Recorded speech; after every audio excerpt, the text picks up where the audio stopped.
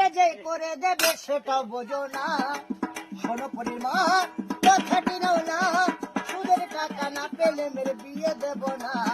শোনো পরীর মা, ওরে ঘরের চালে কাক বসিলে পাজে গলে যায়, সেই ছেলে চাইদা শুনলে করবি রে হায় হায়, মেয়ে ঘরে রেখে দেব বিয়ে দেব না।